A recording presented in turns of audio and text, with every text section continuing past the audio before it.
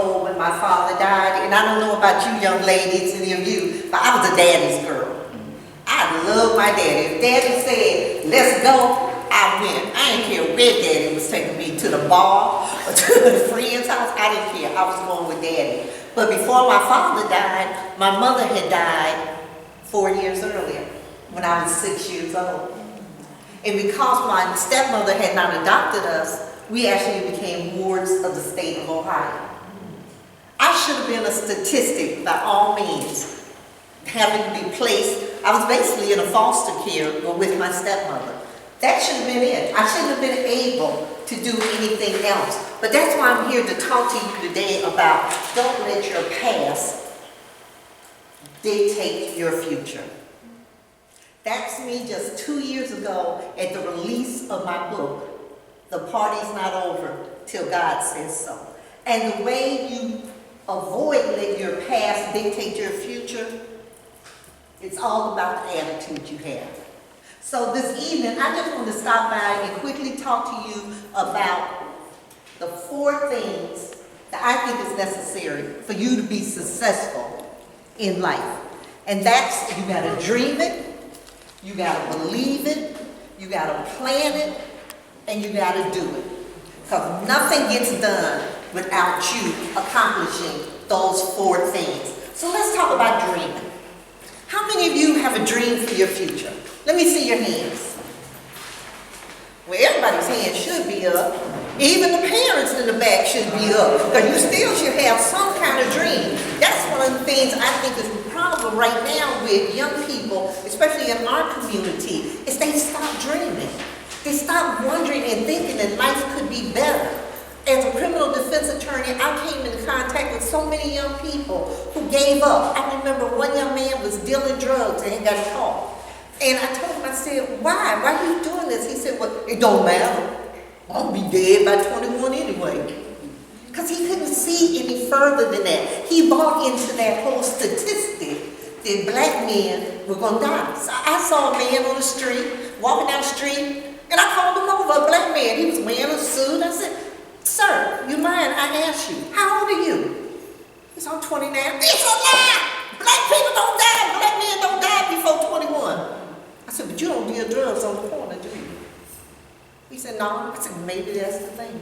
Maybe it's about what decisions you make in your life and what dreams you have. I saw on the news, some of y'all may have seen it, the young man they're looking for killing the officer in Orlando. You know what he said on his Facebook was his dream? To be on America's Most Wanted. Isn't that a dream? What kind of dream is that to have? I hope nobody, and I know nobody in this room has that kind of dream. Your dreams are much bigger than that. She got that kind of dream. But she may want to be on America's Most Top Model. But you know, it was America and something, but it ain't Most Wanted yet. Okay. But you gotta have a dream. When I was young, I wanted to be an actress.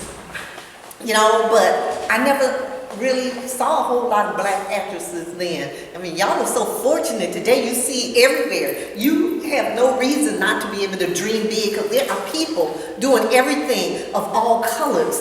And so you can dream those things. I wanted to be a writer. Eventually, my dream came true on that. But I remember when I was just in high school, I was trying to figure out what am I going to be. So I ended up going to school and doing whatever I felt like I could do because I didn't know. No one encouraged me to dream. So dream. Albert Einstein says your imagination is just a forecast of your future. If you can dream it, you can achieve it.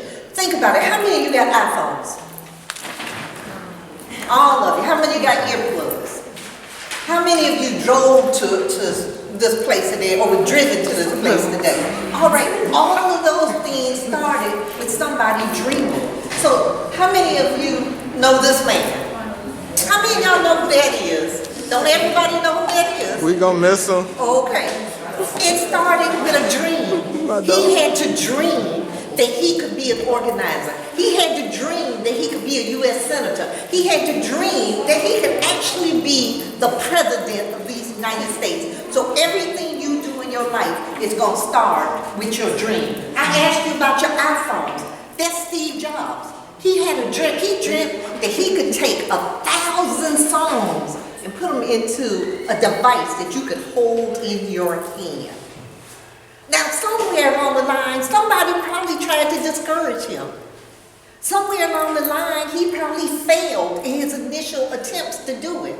Thomas Edison, you know how many times Thomas Edison failed when he was trying to invent the light bulb? Anybody know? Take a guess, young lady. How many times did he fail?